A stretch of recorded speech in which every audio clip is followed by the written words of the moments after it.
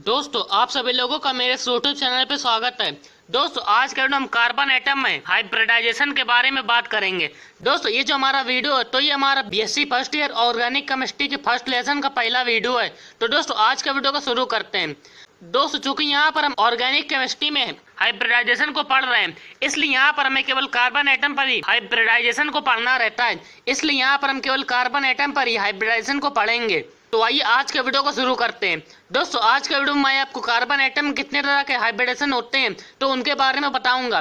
दोस्तों अगर आपको हाइब्रिडाइजेशन की डेफिनेशन और उसका कॉन्सेप्ट क्यों दिया गया और इसके रूल्स के बारे में देखना है तो आप मेरा इनऑर्गेनिक केमिस्ट्री का हाइब्रिडाइजेशन का वीडियो देख सकते हैं। उसका लिंक मैंने डिस्क्रिप्शन में दे दिया है, तो आप वहां पर जाकर उस वीडियो को देख सकते हैं। तो आइए आज के वीडियो को शुरू करते हैं। दोस्तों कार्बन एटम के आउटर मोस्ट सेल में एस सबसेल होता है और पी सबसेल होता है। इसका मतलब है कि कार्बन एटम में केवल 3 तरह का ही हाइब्रिडाइजेशन हो सकता है, जिसमें पहला होता है sp हाइब्रिडाइजेशन, दूसरा होता है sp2 हाइब्रिडाइजेशन और तीसरा होता है sp3 हाइब्रिडाइजेशन। तो आज के वीडियो में कार्बन एटम पर इन तीनों हाइब्रिडाइजेशन के बारे में जानेंगे। तो आइए आज के वीडियो को शुरू करते हैं। दोस्तों सबसे पहले हम sp हाइब्रिडाइजेशन के बारे में जानेंगे। तो आइए इसकी तरफ चलते हैं। दोस्तों इस तरह का हाइब्रिडाइजेशन वहां पे होता है जब कार्बन एटम के आउटर मोस्ट शेल का एक s ऑर्बिटल और एक p ऑर्बिटल आपस में कंबाइंड होकर के दो हाइब्रिड ऑर्बिटल का फॉर्मेशन करते हैं। दोस्तों वहां पर इन दोनों हाइब्रिड ऑर्बिटल को sp हाइब्रिड ऑर्बिटल कहा जाता है और इस प्रोसेस को sp हाइब्रिडाइजेशन कहा जाता है। दोस्तों यहाँ पर जो दो sp हाइब्रिड ऑर्बिटल बनते हैं तो वह एक लाइन की तरह से रहते हैं, मतलब उनके बीच में 180 डिग्री का एंगल होता है। तो इसका मतलब है कि जहाँ पर भी कार्बन एटम में sp हाइब्रिडाइजेशन पाया जाएगा तो वहाँ पर उसकी ज्योमेट्री लीनियर होती है। दोस्तों इस तरह का हाइब्रिडाइजेशन कार्बन एटम के ट्रिपल बॉन्डेड मॉलिक्यूल्स में पाया जाता है। इसका मतलब है कि ये हाइब्रिडाइजेशन वहां पाया जाएगा जहां पर कार्बन ट्रिपल बॉन्ड का फॉर्मेशन करता है। दोस्तों इस तरह का हाइब्रिडाइजेशन कार्बन एटम में एसिडीन में और प्रोपाइन में पाया जाता है। तो आइए sp हाइब्रिडाइजेशन के डायग्राम की तरफ चलते हैं। दोस्तों यहाँ पर आप कार्बन के आउटर मोस्ट शेल का 2s 2px 2py और 2pz ऑर्बिटल को देख सकते हैं। दोस्तों जब कार्बन एटम का 2s और 2px ऑर्बिटल आपस में कंबाइंड होकर के sp हाइब्रिडाइजेशन करते हैं तो वहां पर दो sp हाइब्रिड ऑर्बिटल का फॉर्मेशन होता है। तो उसको आप यहाँ पर देख सकते हैं। दोस्तों यहाँ पर ये दोनों जो ऑर्बिटल है तो यही sp हाइब्रिड ऑर्बिटल है। दोस्तों यहाँ पर आप जो ये y एक्सिस पर एक ऑर्बिटल देख रहे हैं और एक z एक्सिस पर ऑर्बिटल देख रहे हैं तो ये कार्बन का 2py और 2pz ऑर्बिटल है। दोस्तों दो sp हाइब्रिड ऑर्बिटल को आप यहाँ पर देख सकते हैं। दोस्तों अगर हम यहाँ पर एक sp हाइब्रिड ऑर्बिटल की बात करें तो उसको आप यहाँ पर देख सकते हैं। एक sp हाइब्रिड ऑर्बिटल का शेप कुछ इस तरह से होता है। तो इस तरह से आप यहाँ पर कार्बन एटम में sp हाइब्रिडेशन को देख सकते हैं। दोस्तों यहाँ पर कार्बन एटम के आउटर मोस्ट शेल का 2s और 2px आपस में मिलकर के दो sp हाइब्रिड ऑर्बिटल का फॉर्मेशन कर लेता है। तो उसको आप यहाँ पर देख सकते हैं। और यहाँ पर 2py और 2pz ये दोनों एटॉमिक ऑर्बिटल वैसे ही रहते हैं। इस तरह से ये कार्बन एटम पर sp हाइब्रिडाइजेशन हो गया है। तो आइए इसको एक एग्जांपल लेकर समझते हैं। दोस्तों यहाँ पर हमने एसिटिलीन का एग्जांपल लिया है। तो आइए एसिटिलीन के स्ट्रक्चर की तरफ चलते हैं। दोस्तों जब भी हम ऑर्गेनिक केमिस्ट्री में कार्बन की बात करते हैं तो वहां पर कार्बन के आउटर मोस्ट शेल का इलेक्ट्रॉनिक कॉन्फ़िगरेशन ग्राउंड स्टेट में नहीं लिया जाता है, बल्कि वहां पर एक्साइटेड स्टेट में लिया जाता है। तो यहाँ पर कार्बन का एक्साइटेड स्टेट में electronic configuration 1s2 2s1 2px1 2py1 और 2pz1 रहता है। दोस्तों यहाँ पर कार्बन के आउटर मोस्ट शेल का 2s और 2px ऑर्बिटल आपस में कंबाइंड होकर के दो sp हाइब्रिड ऑर्बिटल का फॉर्मेशन करता है और यहाँ पर sp हाइब्रिडाइजेशन होता है। और दोस्तों यहाँ पर कार्बन का 2py और 2pz ये दोनों एटॉमिक ऑर्बिटल हाइब्रिडाइजेशन में पार्टिसिपेट नहीं करते हैं। दोस्तों यहाँ पर एसिटिलीन में दो कार्बन एटम होते हैं तो यहाँ पर दोनों कार्बन एटम का 2s और 2px ऑर्बिटल आपस में कंबाइंड होकर के sp हाइब्रिडाइजेशन करके दो sp हाइब्रिड ऑर्बिटल का फॉर्मेशन करते हैं। दोस्तों यहाँ पर इन दोनों हाइब्रिड ऑर्बिटल के बीच में 180 डिग्री का एंगल होता है। दोस्तों अब एसिटिलीन में पहले कार्बन एटम का एक sp हाइब्रिड ऑर्बिटल दूसरे कार्बन एटम के एक sp हाइब्रिड ऑर्बिटल के साथ ओवरलैपिंग करके एक सिग्मा बॉन्ड का फॉर्मेशन कर लेता है। और यहाँ पर एसिटिलीन में दोनों कार्बन एटम पर जो एक एक sp हाइब्रिड ऑर्बिटल बचता है तो वो ऑर्बिटल एक एक हाइड्रोजन के साथ ओवरलैपिंग करके एक सिग्मा बॉन्ड का फॉर्मेशन कर लेता है। और दोस्तों यहाँ पर दोनों कार्बन एटम का 2p और 2pz एटॉमिक ऑर्बिटल हाइब्रिडाइजेशन में पार्टिसिपेट नहीं करता है, इसलिए यहाँ पर एसिटिलीन में दोनों कार्बन का 2p और 2pz ये दोनों ऑर्बिटल पैरेलल ओवरलैपिंग करके दो पाई बॉन्ड का फॉर्मेशन कर लेते हैं। दोस्तों यहाँ पर पहले कार्बन एटम का 2p दूसरे कार्बन एटम के 2p के साथ पैरेलल ओवरलैपिंग करता है, जिससे वहां पर एक पाई बॉन्ड बनता है। और यहाँ पर पहले कार्बन एटम का 2pz दूसरे कार्बन एटम के 2pz के साथ ओवरलैपिंग करके एक और पाई बॉन्ड का फॉर्मेशन कर लेता है। इस तरह से यहाँ पर एसिटिलीन में दोनों कार्बन के बीच में दो sp हाइब्रिड ऑर्बिटल की ओवरलैपिंग से एक सिग्मा बॉन्ड बनता है। और यहाँ पर दोनों कार्बन के 2p और 2pz की ओवरलैपिंग से यहाँ पर दो पाई बॉन्ड का फॉर्मेशन होता है। तो आइए इसके डायग्राम की तरफ चलते हैं। दोस्तों यहाँ पर आप एसिटिलीन को देख सकते हैं। दोस्तों यहाँ पर एसिटिलीन का पहला कार्बन एटम है और ये दूसरा कार्बन एटम है। दोस्तों यहाँ पर दोनों ही कार्बन एटम में दो दो sp हाइब्रिड ऑर्बिटल होते हैं, तो उनको अब यहाँ पर देख सकते हैं। और दोस्तों यहाँ पर दोनों ही कार्बन एटम पर 2p और 2pz ये दोनों एटॉमिक ऑर्बिटल वैसे ही रहते हैं, तो उनको आप यहाँ पर देख सकते हैं। दोस्तों यहाँ पर दोनों कार्बन एटम का एक एक sp हाइब्रिड ऑर्बिटल आपस में ओवरलैपिंग करके एक सिग्मा बॉन्ड का फॉर्मेशन करते हैं, तो उनको आप यहाँ पर देख सकते हैं। दोस्तों इसके बाद जो कार्बन पर एक sp हाइब्रिड ऑर्बिटल बचता है, तो वो एक हाइड्रोजन के साथ ओवरलैपिंग कर लेता है, जिससे यहाँ पर भी एक सिग्मा बॉन्ड का फॉर्मेशन हो जाता है। इस तरह से यहाँ पर कार्बन के दोनों sp हाइब्रिड ऑर्बिटल का यूज हो जाता है। दोस्तों अब इसके बाद पहले कार्बन एटम का 2p और दूसरे कार्बन एटम का 2p ओवरलैपिंग करके यहाँ पर पाई बॉन्ड का फॉर्मेशन करते हैं। दोस्तों इसी तरह से यहाँ पर पहले कार्बन का 2pz और दूसरे कार्बन का 2pz ये दोनों भी ओवरलैपिंग करके पाई बॉन्ड का फॉर्मेशन करते हैं। दोस्तों यहाँ पर 2p और 2pz में जो ओवरलैपिंग होती है, तो वो पैरेलल ओवरलैपिंग होती है। इस तरह से यहाँ पर C2H2 मतलब यहाँ पर एसिटिलीन का फॉर्मेशन हो जाता है, तो उसको आप यहाँ पर भी देख सकते हैं। दोस्तों यहाँ पर एसिटिलीन में दोनों कार्बन के बीच में एक सिग्मा बॉन्ड बना है और यहाँ पर दोनों कार्बन एटम एक हाइड्रोजन के साथ ओवरलैपिंग करके एक एक सिग्मा बॉन्ड का भी फॉर्मेशन करते हैं, तो उसको आप यहाँ पर देख सकते हैं। दोस्तों और यहाँ पर दोनों कार्बन की 2p और 2pz ये दोनों ओवरलैपिंग करके पाई बॉन्ड का फॉर्मेशन कर लेते हैं। इस तरह से यहाँ पर दोनों कार्बन के बीच में एक सिग्मा बनता है और दो पाई बॉन्ड बनते हैं, तो उसको आप यहाँ पर देख सकते हैं।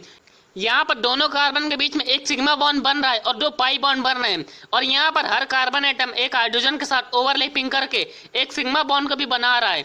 इस तरह से यहाँ पर एसिटिलीन का फॉर्मेशन हो जाता है। दोस्तों ये तो sp हाइब्रिडाइजेशन का एग्जाम्पल हो गया। दोस्तों अब आगे की तरफ चलते हैं। दोस्तों अब हम sp2 हाइब्रिडाइजेशन के बारे में जानेंगे, तो आइए इसके बारे में जान लेते हैं। दोस्तों जब कार्बन के आउटरमोस्ट शेल का एक s ऑर्बिटल और दो p ऑर्बिटल आपस में कंबाइंड होकर के तीन हाइब्रिड ऑर्बिटल का फॉर्मेशन करते हैं, तो यहाँ पर इन तीनों हाइब्रिड ऑर्बिटल को sp2 हाइब्रिड ऑर्बिटल कहा जाता है और इस प्रोसेस को sp2 हाइब्रिडाइजेशन कहा जाता है। दोस्तों यहाँ पर जो तीन हाइब्रिड ऑर्बिटल बनते हैं, तो यहाँ पर इन तीनों में से किसी भी दो sp2 हाइब्रिड ऑर्बिटल के बीच में 120 डिग्री का एंगल होता है, और यहाँ पर ये तीनों sp2 हाइब्रिड ऑर्बिटल एक इक्विलेटरल ट्रायंगल की शेप में रहते हैं। दोस्तों इसका मतलब है कि जब भी कार्बन एटम पर sp2 हाइब्रिडाइजेशन पाया जाएगा, तो उसकी ज्योमेट्री ट्रायंगुलर प्लेनर होती है। दोस्तों इस तरह का हाइब्रिडाइजेशन कार्बन के डबल बॉन्डेड मॉलिक्यूल्स में पाया जाता है, मतलब वहां पर पाया जाएगा जहां पर कार्बन डबल बॉन्ड का फॉर्मेशन करता है। दोस्तों इसका एग्जांपल होता है एथिलीन, प्रोपिलीन, etc। दोस्तों यहाँ पर इन दोनों ही मॉलिक्यूल में कार्बन डबल बॉन्ड का फॉर्मेशन करता है। दोस्तों आइए sp2 हाइब्रिडाइजेशन के डायग्राम की तरफ चलते हैं। दोस्तों जब कार्बन एटम का 2s 2px और 2py जब ये तीनों ऑर्बिटल आपस में कंबाइंड होकर के sp2 हाइब्रिडेशन करते हैं, तो वहां पर तीन sp2 हाइब्रिड ऑर्बिटल का फॉर्मेशन होता है, तो उसको आप यहाँ पर देख सकते हैं। दोस्तों यहाँ पर कार्बन का 2pz हाइब्रिडाइजेशन में पार्टिसिपेट नहीं करता है, ये वैसा ही रहता है, तो उसको आप यहाँ पर भी देख सकते हैं। दोस्तों यहाँ पर आप कार्बन पर sp2 हाइब्रिडाइजेशन को देख सकते हैं। दोस्तों यहाँ पर कार्बन में ये तीनों sp2 हाइब्रिड ऑर्बिटल होते हैं, और यहाँ पर कार्बन के 2pz एटॉमिक ऑर्बिटल हाइब्रिडाइजेशन में पार्टिसिपेट नहीं करता है, इसलिए ये वैसा ही रहता है। दोस्तों अगर हम यहाँ पर केवल तीन sp2 हाइब्रिड ऑर्बिटल की बात करें, तो उसको आप यहाँ पर देख सकते हैं। दोस्तों अगर हम यहाँ पर केवल एक sp2 हाइब्रिड ऑर्बिटल की बात करें, तो उसको आप यहाँ पर देख सकते हैं। दोस्तों जब कार्बन में sp2 हाइब्रिडाइजेशन होता है तो जिस कार्बन एटम में sp2 हाइब्रिडाइजेशन होता है तो उसको आप यहाँ पर देख सकते हैं। इसको इस तरह से भी दिखाया जाता है। दोस्तों आइए इसको एक एग्जांपल लेकर समझते हैं। दोस्तों यहाँ पर हमने एथिलीन का एग्जांपल लिया है, तो आइए एथिलीन के स्ट्रक्चर की तरफ चलते हैं। दोस्तों कार्बन का एक्साइटेड स्टेट में electronic configuration 1s2 2s1 2px1 2py1 और 2pz1 रहता है। दोस्तों यहाँ पर कार्बन का 2s 2px 2py sp2 hybridisation करके 3 sp2 हाइब्रिड ऑर्बिटल का फॉर्मेशन करते हैं और यहाँ पर कार्बन का 2pz एटॉमिक ऑर्बिटल वैसा ही रहता है, ये हाइब्रिडाइजेशन में पार्टिसिपेट नहीं करता है। दोस्तों यहाँ पर एथिलीन में दोनों कार्बन एटम का 2s 2px 2py ये तीनों ऑर्बिटल आपस में sp2 हाइब्रिडाइजेशन करके 3 sp2 हाइब्रिड ऑर्बिटल का फॉर्मेशन करते हैं। इस तरह से यहाँ पर दोनों कार्बन एटम में sp2 हाइब्रिडाइजेशन पाया जाता है। दोस्तों यहाँ पर दोनों कार्बन एटम पर जो 3 sp2 हाइब्रिड ऑर्बिटल बनते हैं तो वहाँ पर उनमें से किसी भी 2 sp2 हाइब्रिड ऑर्बिटल के बीच में 120 डिग्री का एंगल होता है। दोस्तों अब इसके बाद एथिलीन में पहले कार्बन एटम का एक sp2 हाइब्रिड ऑर्बिटल दूसरे कार्बन एटम का एक sp2 हाइब्रिड ऑर्बिटल के साथ ओवरलैपिंग करके एक सिग्मा बॉन्ड का फॉर्मेशन करता है। और दोस्तों यहाँ पर दोनों कार्बन एटम पर जो बचे हुए 2 sp2 हाइब्रिड ऑर्बिटल रहते हैं तो वो 2 हाइड्रोजन एटम के 1s ऑर्बिटल के साथ ओवरलैपिंग करके 2 सिग्मा बॉन्ड का भी फॉर्मेशन कर लेते हैं। और दोस्तों यहाँ पर दोनों कार्बन एटम पर 2pz एटॉमिक ऑर्बिटल वैसे ही रहते हैं, इसलिए यहाँ पर दोनों कार्बन एटम के 2pz एटॉमिक ऑर्बिटल आपस में पैरेलल ओवरलैपिंग करके एक पाई बॉन्ड का भी फॉर्मेशन कर लेते हैं। इस तरह से यहाँ पर दोनों कार्बन एटम के बीच में एक सिग्मा बॉन्ड बनता है और एक पाई बॉन्ड बनता है और यहाँ पर दोनों कार्बन एटम 2 हाइड्रोजन के साथ ओवरलैपिंग करके एक सिग्मा बॉन्ड का भी फॉर्मेशन करते हैं। तो आइए इसके डायग्राम की तरफ चलते हैं। दोस्तों यहाँ पर आप एथिलीन में पहले कार्बन एटम को देख सकते हैं और यहाँ पर ये दूसरा कार्बन एटम है।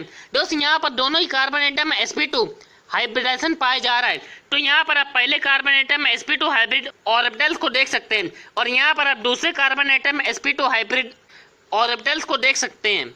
दोस्तों यहाँ पर पहले कार्बन एटम का एक sp2 हाइब्रिड ऑर्बिटल दूसरे कार्बन एटम के एक sp2 हाइब्रिड ऑर्बिटल के साथ ओवरलैपिंग करके एक सिग्मा बॉन्ड को बना लेता है और यहाँ पर दोनों कार्बन एटम पर जो 2 sp2 हाइब्रिड ऑर्बिटल बचते हैं तो वो 2 हाइड्रोजन के 1s ऑर्बिटल के साथ ओवरलैपिंग करके एक सिग्मा बॉन्ड को बना सकते हैं।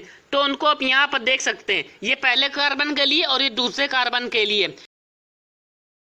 इस तरह से यहाँ पर एथिलीन में दोनों कार्बन एटम के बीच में एक सिग्मा बॉन्ड बन जाता है। दोस्तों यहाँ पर दोनों ही कार्बन एटम पर 2pz एटॉमिक ऑर्बिटल वैसा ही रहता है, तो यहाँ पर ये दोनों आपस में पैरेलल ओवरलैपिंग करके एक पाई बॉन्ड को भी बना लेते हैं। इस तरह से यहाँ पर एथिलीन मॉलिक्यूल का फॉर्मेशन हो जाता है। यहाँ पर एथिलीन में दोनों कार्बन एटम के बीच में एक सिग्मा बॉन्ड रहता है और एक पाई बॉन्ड रहता है और यहाँ पर हर कार्बन एटम 2 हाइड्रोजन के साथ ओवरलैपिंग करके 2 सिग्मा बॉन्ड का भी फॉर्मेशन करता है। इस तरह से यहाँ पर भी आप एथिलीन मॉलिक्यूल को देख सकते हैं। दोस्तों यहाँ पर एथिलीन मॉलिक्यूल में दोनों कार्बन के बीच में एक सिग्मा बॉन्ड बन रहा है और यहाँ पर एक कार्बन एटम 2 हाइड्रोजन के साथ ओवरलैपिंग करके एक सिग्मा बॉन्ड को भी बना रहा है और यहाँ पर दोनों कार्बन एटम के 2pz एटॉमिक ऑर्बिटल आपस में पैरेलल ओवरलैपिंग करके एक पाई बॉन्ड को भी बना लेते हैं। तो दोस्तों इसको आप यहाँ पर भी देख सकते हैं, यहाँ पर दोनों कार्बन एटम के बीच में एक सिग्मा बॉन्ड है और एक पाई बॉन्ड है और यहाँ पर हर कार्बन एटम 2 हाइड्रोजन के साथ ओवरलैपिंग करके एक सिग्मा बॉन्ड को भी बना रहा है। तो उसको आप यहाँ पर देख सकते हैं। इस तरह से यहाँ पर एथिलीन का फॉर्मेशन हो जाता है। तो ये तो sp2 हाइब्रिडाइजेशन के बारे में हो गया। दोस्तों अब आगे की तरफ चलते हैं। दोस्तों अब हम कार्बन एटम में sp3 हाइब्रिडाइजेशन के बारे में जानेंगे, तो आइए इसके बारे में भी जान लेते हैं।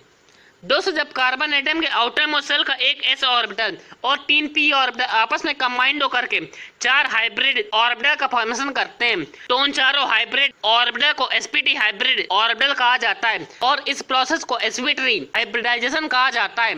दोस्तों यहाँ पर जो 4 sp3 हाइब्रिड ऑर्बिटल बनते हैं तो उनमें से आसपास के 2 हाइब्रिड ऑर्बिटल के बीच में 109 डिग्री 28 मिनट का एंगल होता है और यहाँ पर ये चारों हाइब्रिड ऑर्बिटल एक टेट्राहाइड्रल की शेप में रहते हैं। इसीलिए जहाँ पर ये हाइब्रिडाइजेशन पाया जाता है तो उस मॉलिक्यूल की ज्योमेट्री टेट्राहाइड्रल होती है। दोस्तों इस तरह का हाइब्रिडाइजेशन वहाँ पाया जाता है जहाँ पर कार्बन एटम केवल सिंगल बॉन्ड का ही फॉर्मेशन करता है, मतलब ये हाइब्रिडाइजेशन उस मॉलिक्यूल के कार्बन एटम पर पाया जाएगा जहाँ पर कार्बन केवल सिंगल बॉन्ड का फॉर्मेशन करता है। दोस्तों यहाँ पर आप उसका एग्जाम्पल देख सकते हैं। दोस्तों इसका एग्जाम्पल होता है मेथेन और एथेन। तो आइए sp3 हाइब्रिडाइजेशन के डायग्राम की तरफ चलते हैं। दोस्तों यहाँ पर जब कार्बन एटम का 2s 2px 2py और 2pz मतलब जब कार्बन का 2s और 2p के तीनों ऑर्बिटल आपस में कंबाइंड होकर के sp3 हाइब्रिडाइजेशन करते हैं तो यहाँ पर 4 sp3 हाइब्रिड ऑर्बिटल का फॉर्मेशन होता है। तो उनको आप यहाँ पर देख सकते हैं। दोस्तों यहाँ पर आप कार्बन के चारों sp3 हाइब्रिड ऑर्बिटल को देख सकते हैं। दोस्तों अगर हम यहाँ पर आसपास के कोई भी दो हाइब्रिड ऑर्बिटल ले लें तो उनके बीच में 109 डिग्री 28 मिनट का एंगल होता है। दोस्तों अगर हम यहाँ पर केवल एक sp3 हाइब्रिड ऑर्बिटल की बात करें तो उसको आप यहाँ पर देख सकते हैं। इस तरह से यहाँ पर कार्बन पर sp3 हाइब्रिडाइजेशन पाया जाता है। तो आइए एक एग्जांपल लेकर इसको समझते हैं। दोस्तों यहाँ पर हमने एथेन का एग्जांपल लिया है। तो आइए एथेन के स्ट्रक्चर की तरफ चलते हैं। दोस्तों एक्साइटेड स्टेट में कार्बन का electronic configuration 1s2 2px 2py और 2pz रहता है। दोस्तों यहाँ पर एथेन में कार्बन का 2s 2px 2py और 2pz मतलब यहाँ पर कार्बन के आउटर मोस्ट शेल का ये चारों ऑर्बिटल हाइब्रिडाइजेशन में पार्टिसिपेट करते हैं और यहाँ पर 4 sp3 हाइब्रिड ऑर्बिटल का फॉर्मेशन करते हैं। दोस्तों यहाँ पर एथेन में दोनों कार्बन का 2s 2px 2py और 2pz ये चारों ऑर्बिटल आपस में कंबाइंड होकर के sp3 हाइब्रिडाइजेशन करके 4 sp3 हाइब्रिड ऑर्बिटल का फॉर्मेशन करते हैं। दोस्तों यहाँ पर जो 4 sp3 हाइब्रिड ऑर्बिटल बनते हैं अगर हम उनमें से कोई भी आसपास के 2 हाइब्रिड ऑर्बिटल ले ले तो उनके बीच में 109 डिग्री 28 मिनट का एंगल होता है। दोस्तों अब हम एथेन की बात करते हैं। दोस्तों यहाँ पर एथेन में पहले कार्बन एटम का एक sp3 हाइब्रिड ऑर्बिटल दूसरे कार्बन एटम के एक sp3 हाइब्रिड ऑर्बिटल के साथ ओवरलैपिंग करके एक सिग्मा बॉन्ड को बना लेता है और यहाँ पर दोनों कार्बन एटम पर जो बचे हुए 3 sp3 हाइब्रिड ऑर्बिटल रहते हैं तो वो 3 हाइड्रोजन के 1s ऑर्बिटल के साथ ओवरलैपिंग करके 3 सिग्मा बॉन्ड भी बना लेते हैं। तो आइए इसके डायग्राम की तरफ चलते हैं। दोस्तों यहाँ पर आप एथेन में दोनों कार्बन एटम को देख सकते हैं। दोस्तों यहाँ पर एथेन में ये पहला कार्बन एटम है और ये दूसरा कार्बन एटम है। दोस्तों यहाँ पर एथेन में दोनों ही कार्बन पर sp3 हाइब्रिडाइजेशन पाया जा रहा है तो उनको आप यहाँ पर देख सकते हैं। यहाँ पर आप दोनों कार्बन एटम में sp3 हाइब्रिड ऑर्बिटल को देख सकते हैं। दोस्तों यहाँ पर एथेन में पहले कार्बन एटम का एक sp3 हाइब्रिड ऑर्बिटल दूसरे कार्बन एटम का एक sp3 हाइब्रिड ऑर्बिटल के साथ ओवरलैपिंग करके एक सिग्मा बॉन्ड बना लेता है और यहाँ पर दोनों कार्बन पर जो बचे हुए 3 sp3 हाइब्रिड ऑर्बिटल रहते हैं तो वो तीनों हाइड्रोजन के 1s ऑर्बिटल के साथ ओवरलैपिंग करके 3 सिग्मा बॉन्ड को भी बना लेते हैं। तो उसको आप यहाँ पर देख सकते हैं। इस तरह से यहाँ पर एथेन में दोनों कार्बन एटम आपस में ओवरलैपिंग करके एक सिग्मा बॉन्ड बनाते हैं और यहाँ पर हर कार्बन एटम 3 हाइड्रोजन के साथ ओवरलैपिंग करके 3 सिग्मा बॉन्ड भी बना लेते हैं। इस तरह से यहाँ पर एथेन का फॉर्मेशन हो जाता है। दोस्तों एथेन मॉलिक्यूल को आप यहाँ पर भी देख सकते हैं। दोस्तों यहाँ पर एथेन मॉलिक्यूल में 2 कार्बन के बीच में एक सिग्मा बॉन्ड बन रहा है तो उसको आप यहाँ पर देख सकते हैं और यहाँ पर हर कार्बन एटम 3 हाइड्रोजन के साथ ओवरलैपिंग करके एक सिग्मा बॉन्ड को भी बना लेता है। इस तरह से यहाँ पर एथेन का फॉर्मेशन हो जाता है। तो इस तरह से कार्बन में sp3 हाइब्रिडाइजेशन के बारे में हो गया। तो इसी के साथ कार्बन एटम में हाइब्रिडाइजेशन का हमारा आज का जो टॉपिक था वो कंप्लीट होता है। दोस्तों उम्मीद करता हूँ आप लोग को मेरा वीडियो अच्छा लगा होगा। दोस्तों फिर मिलेंगे एक और नए वीडियो के साथ।